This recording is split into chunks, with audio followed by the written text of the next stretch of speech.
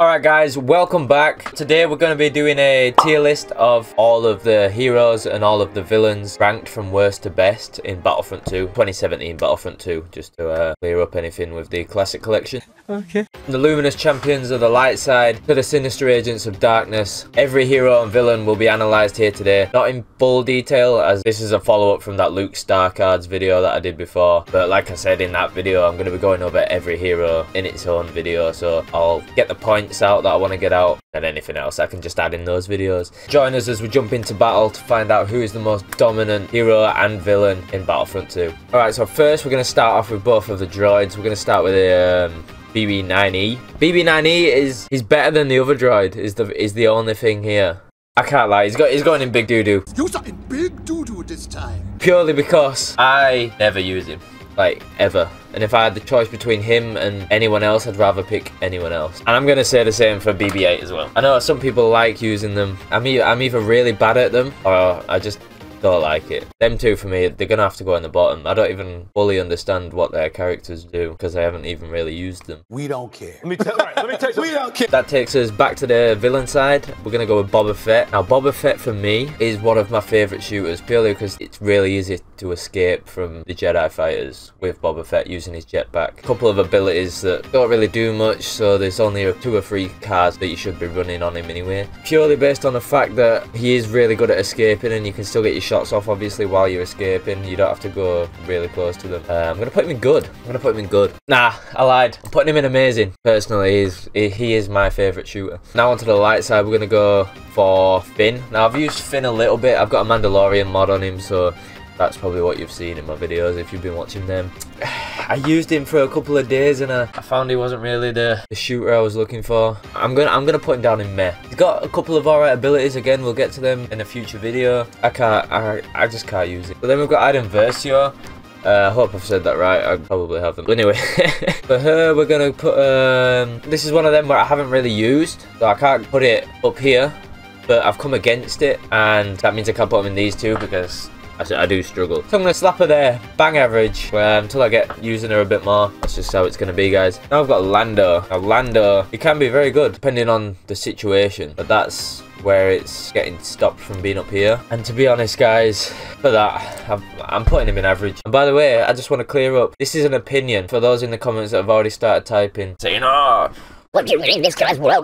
Bro, it's just an opinion, man. Relax. Oh, sorry. But feel free to put your opinions below so I can read them and get information from them as well. The next one is Bosk. Now, Bosk in Trooper modes is amazing. Absolutely amazing. In hero modes, he's good as well. I won't say he's amazing, so for that, I'm going to put him in good. His Toxic Cloud, there's an ability that helps you regen health when you're inside it, but it really doesn't do too much. Like, his abilities could be a little bit better, and then that'd push him up. For now, he's going in good. That takes us on to Chewbacca. Now, Chewbacca, I'm a very big fan of on this game. I'm a very big fan of Chewbacca, so he's going here. The only reason he's not up here, I've put him in amazing, guys. I've put him in amazing. The thing that swayed me back up from good was he is OP in hero mode. In Trooper modes, he's not as good, but running him in hero modes, I don't know, he's one of the best shooters to use purely because of his abilities. And again, that's something we'll get into. Next, we've gone for Phasma.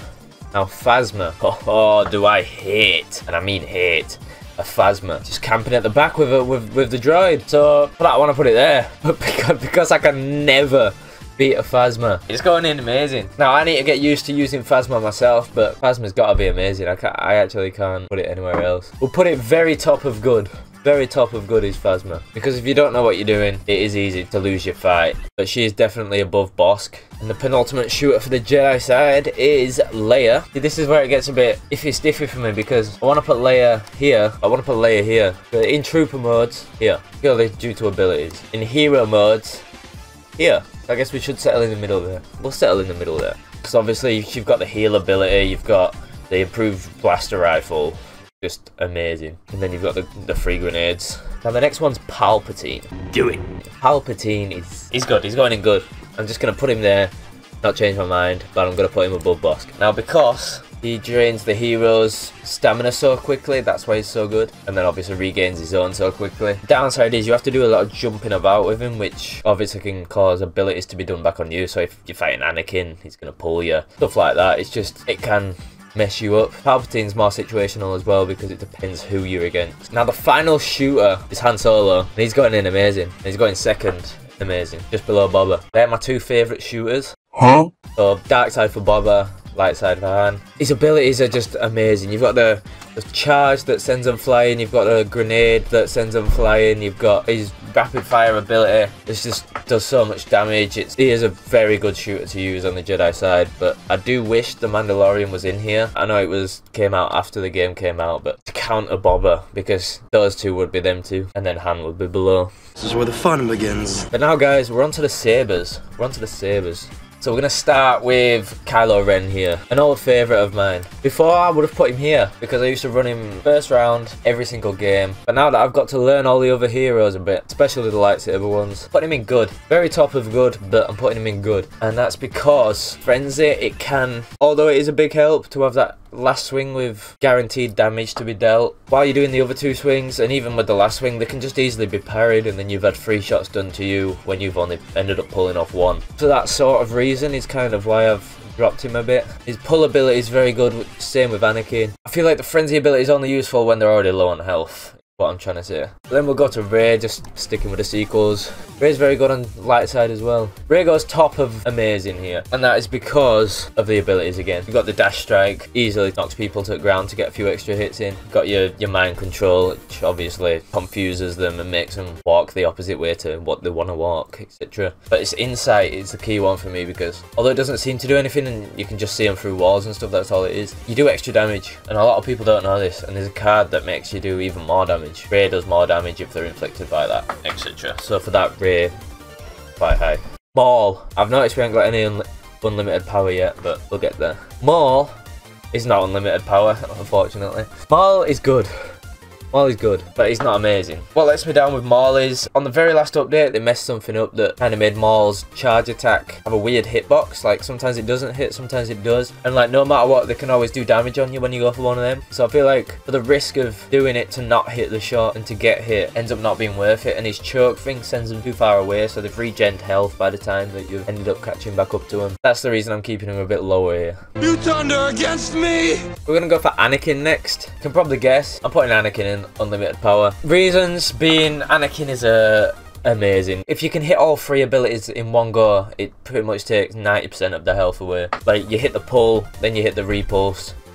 Is it repulse? That might be Luke's. I can't remember. Either way, you hit your left ability, you hit your middle ability, and then you hit your right ability. You can't block the right ability anyway, so if they have stood up by then, it don't matter. But it's just a perfect combo to hit, and it's so satisfying when you pull it off. Next hero, sticking with the Anakin vibe, we're going for Vader. Vader is at the top here, unlimited power again. Not really much to say about Vader here. He's very clearly one of the best heroes in the game. He's got the most health, and then he's got the ability that gives him even more health. The lightsaber throws are OP. Once you get the choke off, it's OP. It's just a matter of getting it off, but once you do, trust me, it's worth it. And like I say, the extra health and stuff, it just makes him an absolute god on this game. Next we go for Yoda. Yoda is one I don't use a lot on my channel, but I am a fan. You can go in good, but below Kylo and above Maul, I think.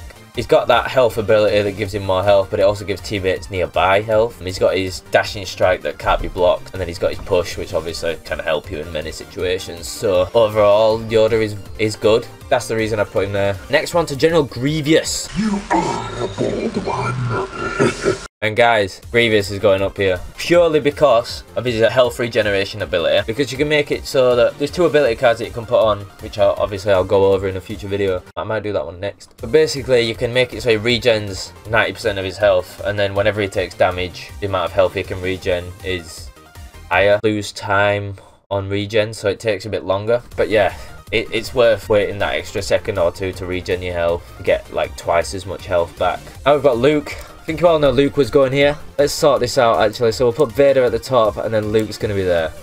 Yeah, like that. If you've seen my StarCast video, I don't really need to go over all that. If you want to know why Luke's the best, click this side in the top corner. The video's here. But yeah, I go over in a lot of detail in there, but basically his abilities just, and his agility just make him amazing for the light side. Now Dooku I'm going to put above Grievous here, and that's because Grievous's damage, when you put Duelist and the weakening ability, the amount of damage he does on it is just crazy. I think it takes about 4 hits. I think it took against Luke. That's in one of my videos as well. Like, it took me 4 or 5 hits, something like that. Just really OP if you're good at getting them shots in, or even if like the person you're playing against is very aggressive and they swing a lot. Pop your duelist, parry him. The easiest win of your life. No.